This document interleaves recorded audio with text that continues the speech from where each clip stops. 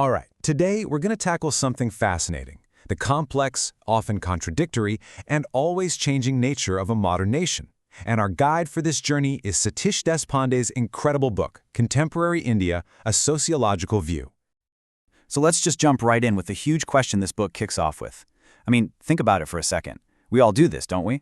We absolutely love our high-tech gadgets, but we also cherish our ancient traditions. We follow global trends, but we'll fight to protect our local identity. It's a tension that exists everywhere, and we're about to explore it through a really powerful case study.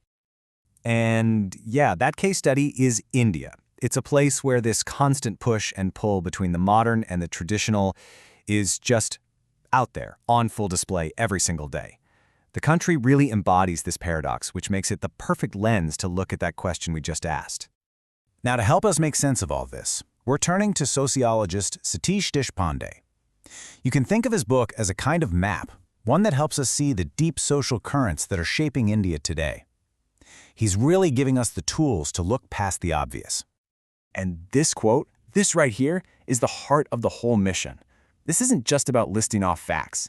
Deshpande's goal is to make us challenge our own assumptions, to really question what everybody knows is true. It's all about learning to see things with a more critical eye.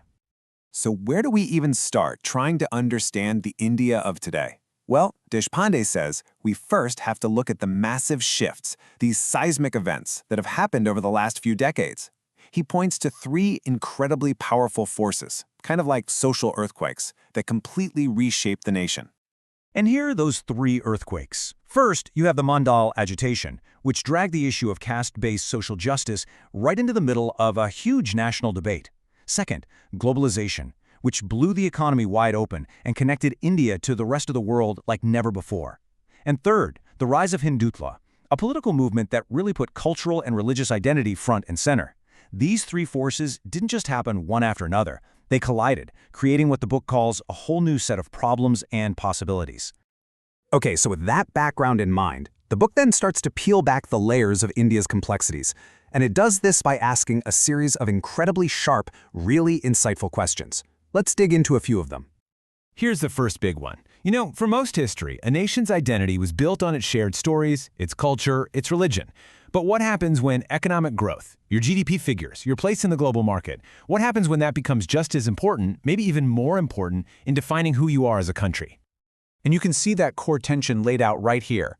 On one side, you have an identity that's built on a deep, ancient past, and on the other, an identity that's all about a future of economic power. These two stories are often pulling in completely different directions.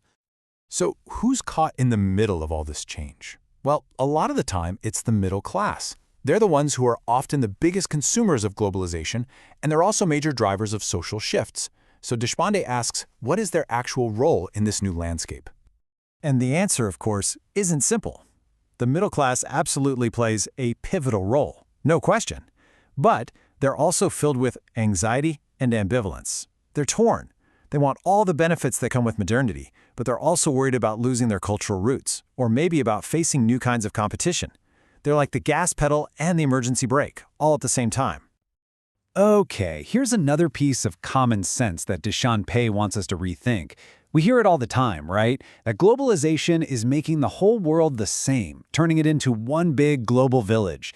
But is that really what's happening? Has it actually erased the incredible regional diversity inside a country like India? Well, the book argues, not a chance. Actually, the impact of globalization has been incredibly uneven. It's created huge wealth in some places while leaving others totally behind, which can make inequality even worse. It's brought different kinds of problems and different possibilities to different regions, sometimes making local identities even stronger, even as it introduces global ones. Next up, we have to talk about one of the most persistent and complicated parts of Indian society, caste. It is always in the news, especially when it comes to politics and government policy. The book dives into why it stays so incredibly controversial. And here's the crucial insight Deshpande offers. It's a stunning paradox. Caste is everywhere in politics. It's super visible. But the actual day-to-day experience of caste inequality, how it really affects people's jobs, their income, their social life, that is often surprisingly invisible or just ignored in the public conversation. And it's this huge gap between the political noise and the social reality that makes the issue so hard to fix. Okay, So this all brings us to our final and I think most important point. The real value of this book isn't just that it explains India. It's that it gives us a whole new way of seeing any society. And this is what he calls the sociological view. So what does that even mean, a sociological view? Well, you can think of it as a toolkit for better thinking. It means you don't just take things at face value.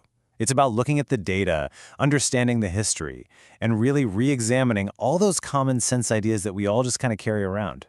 And really, that's the big idea here. Whether we're talking about India or any other place on Earth, this approach pushes us to look past the noisy headlines. It helps us see the deeper, often hidden social forces that are actually shaping the world around us. It gives you the power to understand things on a much, much deeper level. And that leaves us with one last question. This one isn't from the book, it's for you. Using this way of seeing things, just take a look around. What are the paradoxes, the contradictions that are shaping your own community, your country, or even your own life? What common sense ideas might be worth taking a second look at?